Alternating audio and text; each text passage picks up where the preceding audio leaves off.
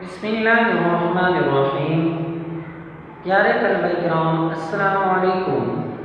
اس سے پہلے ہم معاشرتی ذمہ داریاں پڑھ رہے تھے۔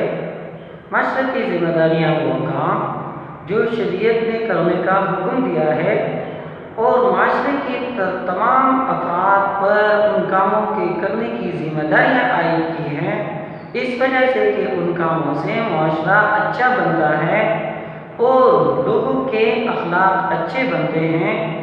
اس وجہ سے ان کاموں کے کرنے کا حکم دیا ہے۔ وہ ہم پڑھ چکے ہیں، جس میں دیانتداری ہے، سچائی ہے، کسب حلال ہے اور ایثار وغیرہ، یہ ہم پڑھ چکے۔ اس کے متضاد اور اس کے برعکس آج ہم پڑھیں گے اخلاقی رذائل۔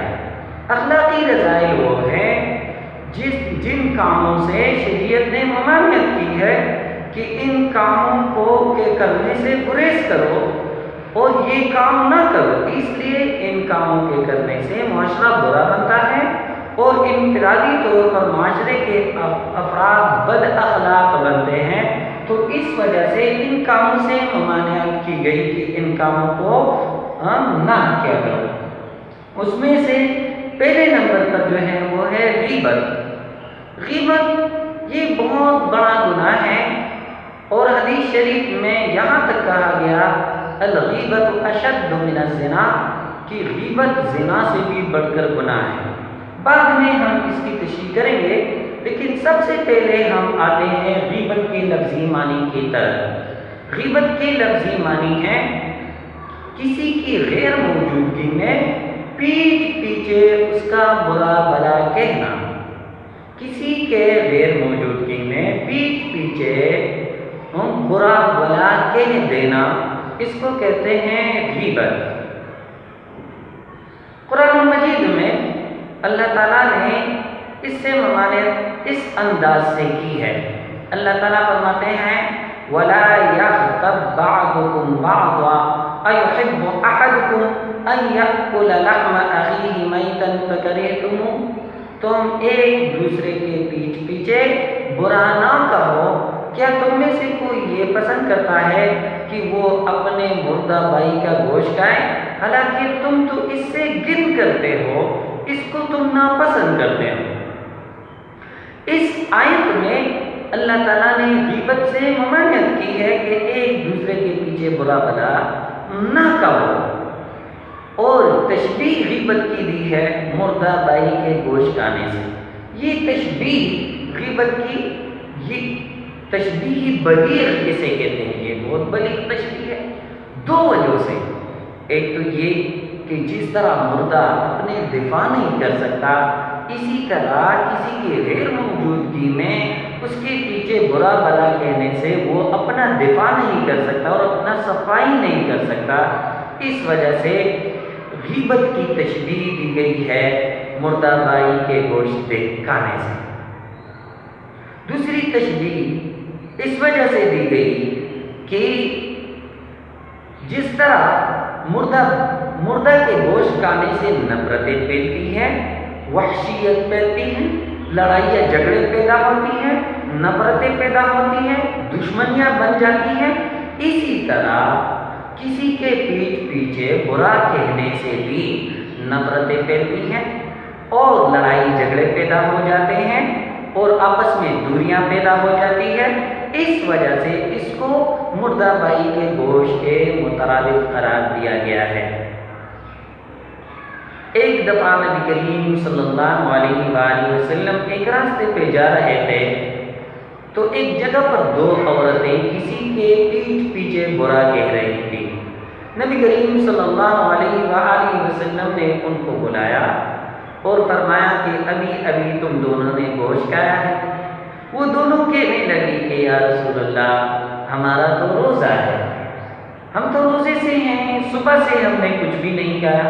نبی کریم صلی اللہ علیہ وآلہ وسلم نے فرمایا کہ نہیں، ابھی تم دونوں نے گوشت کھایا ہے، اور اگر تو تم معلوم کرنا چاہتے ہو تو اپنے گلے میں انگلی ڈال دو اور طے کر لو، پتہ چل جائے گا کہ تم نے گوشت کھایا ہے کہ نہیں۔ جب ان دونوں نے گلے میں انگلی ڈالی اور طے کر دی دیکھا کہ اس میں گوشت کے لوٹ گرے ہیں۔ نبی کریم صلی اللہ علیہ وسلم نے فرمایا ابھی ابھی جو تم غیبت کر رہے تھے یہ ایسا ہے جیسے اپنے مردہ بھائی کے گوشت کھا رہے ہو، ابھی ابھی تم نے غیبت کی ہے۔ نبی کریم صلی اللہ علیہ وسلم نے معجزتاً وہ غیبت لوتلوں کی شکل اور گوشت کی شکل میں کر کے دکھایا۔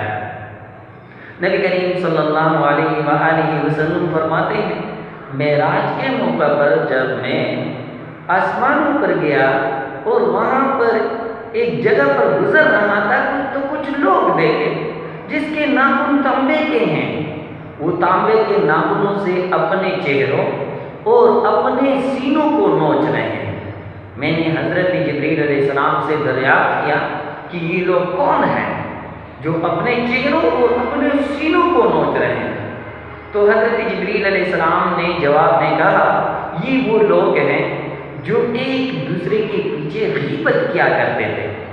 اس وجہ سے ہمیں چاہیے کہ اس برائی سے ہم گریز کریں اور لوگوں کی غیبت نہ کریں۔ بدقسمتی سے ہمارے معاشرے میں بہت کم لوگ غیبت سے بچتے ہیں۔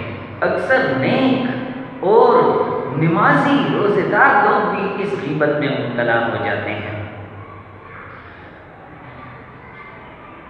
ایک ہوتا ہے غیبت اور ایک ہے اتہام اور تہمت۔ الزام تراشی کو اتہام کہتے ہیں۔ بعض لوگ کہتے ہیں کہ میں نے تو سچ کہا ہے، میں نے ان کے پیچھے برا جو کہا ہے یہ تو سچ ہے، میں تو ٹھیک کہہ رہا ہوں۔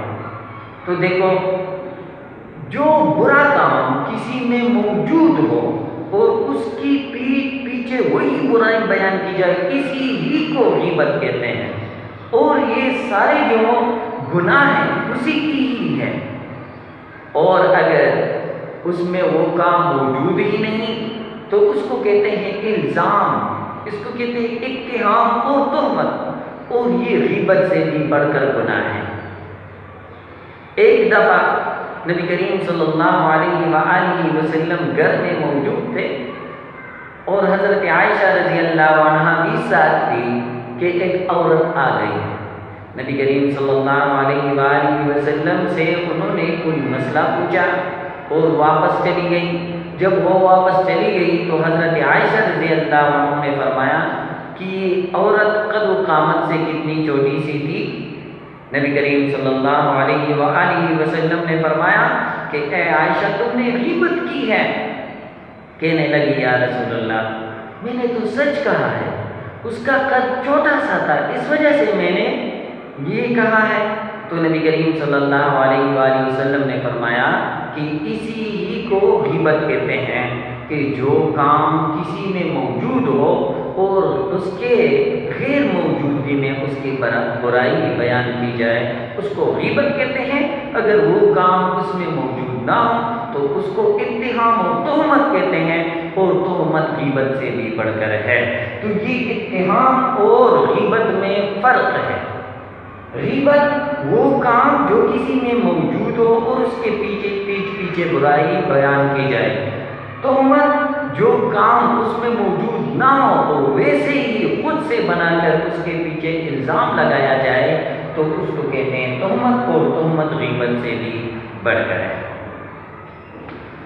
دوسری برائی جو معاشرے کو کھوکھلا کر دیتی ہے وہ ہے تکبر۔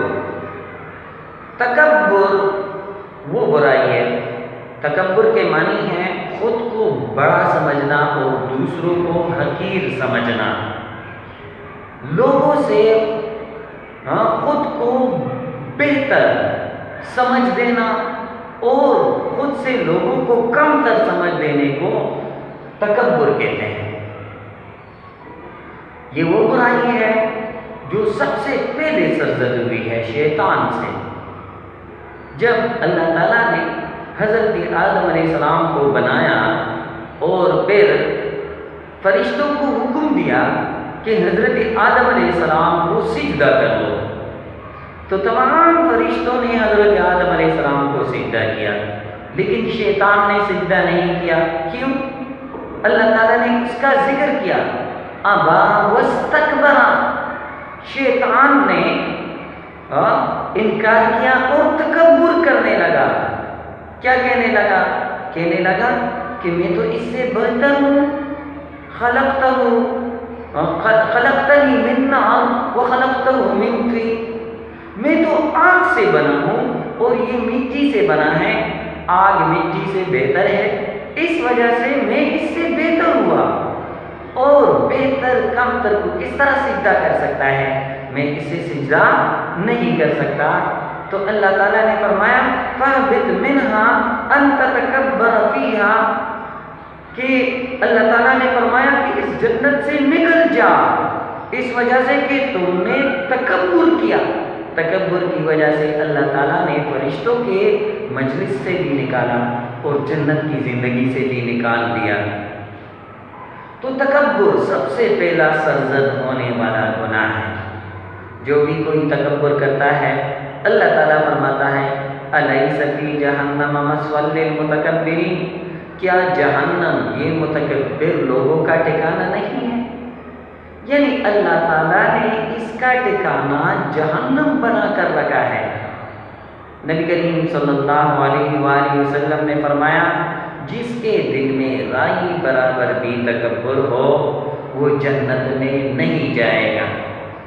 نبی کریم صلی اللہ علیہ وآلہ وسلم نے فرمایا کہ اللہ تعالیٰ فرماتے ہیں کہ تکبر اور کبریائی میری چادر ہے، جو بھی مجھ سے کھینچنے کی کوشش کرے گا میں اس کو جہنم کا ایندھن بناؤں گا۔ اس وجہ سے تکبر سے گریز کر دینا چاہیے، خود کو دوسروں سے اعلیٰ اور بہتر نہیں سمجھ دینا چاہیے اور دوسروں کو حقیر نہیں سمجھنا چاہیے۔ نبی کریم صلی اللہ علیہ وآلہ وسلم نے فرمایا جو کوئی تکبر کرتے ہیں اللہ تعالیٰ قیامت کے دن ان کو چونٹیوں جیسی شکلیں دیں گے اور لوگ ان کو اپنے پاؤں تلے رون دیں گے۔ یہ کیوں؟ اس وجہ سے کہ انہوں نے خود کو بہت اونچا اور بہت اعلیٰ کہا تھا، اس وجہ سے اللہ تعالیٰ ان کی تکبر کو خاک میں قیامت کے دن ملائیں گے۔ تو اس وجہ سے بھی تکبر سے گریز کر دینا چاہیے۔ اللہ تعالیٰ نے قرآن مجید میں فرمایا ان اللہ لا يحب مختال فخور، اللہ تعالیٰ ان لوگوں کو جو اکڑ باز اور جو فخر کرنے والا ہو اس کو پسند نہیں کرتا۔ اللہ تعالیٰ عاجزی کرنے والوں کو پسند کر دیتا ہے۔ اس وجہ سے تکبر سے گریز کر دینا لازمی اور ضروری ہے۔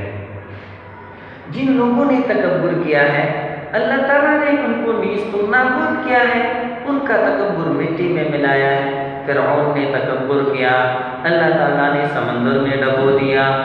اسی طرح نمرود نے تکبر کیا، اللہ تعالیٰ نے ایک لنگڑے لولے مچھر کے ذریعے سے اس کا دماغ خراب کرا دیا۔ اسی طرح حامان نے تکبر کیا، اللہ تعالیٰ نے اسے زندہ جو ہے زمین میں درگور کر دیا۔ اور ابو جہل نے تکبر کیا، اللہ تعالیٰ نے 2 بچوں کے ذریعے سے اس کا ایسا حشر کیا کہ تاریخ اس واقعے سے ابھی روشناس ہے۔ اسی طرح ابرہہ نے تکبر کیا، اللہ تعالیٰ نے چھوٹے چھوٹے پرندوں کے ذریعے سے اس کا ایسا حشر کیا کہ جیسا کھایا ہوا بھوسا۔ تو دیکھیں جو بھی تکبر کرتے ہیں اللہ تعالیٰ دنیا میں بھی ان کا حشر خراب کر دیتے ہیں اور آخرت میں تو ہے ہی ان کے لیے تباہی اور بربادی۔ اس وجہ سے ہمیں چاہیے کہ تکبر سے گریز کریں۔ تیسری اخلاقی رذائل میں سے تیسری برائی وہ حسد ہے۔ حسد کسی کے پاس کوئی نعمت دے کر جلنا کہ یہ نعمت ان کے پاس کیوں ہے، یہ ان سے ختم ہو جائیں۔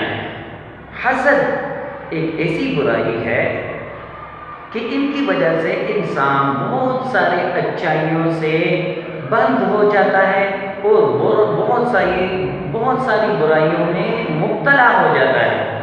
ایک شخص کے ساتھ حسد ہے، اگر وہ اچھا کام کرنے کو کہیں تو حسد کی وجہ سے اس کے ماننے سے لوگ انکار کر لیتے ہیں۔ جیسے کہ یہود کو تو پتہ تھا کہ نبی کریم صلی اللہ علیہ وآلہ وسلم اللہ تعالیٰ کا آخری پیغمبر ہے، لیکن حسد کی وجہ سے ایمان لانے سے رک گئے۔ دیکھیں کتنی بڑی اچائی سے محروم ہوئے، ایمان کے سرمایے سے محروم ہوئے۔ اللہ تعالیٰ نے فرمایا کہ یہ کیوں ایمان سے محروم ہوئے؟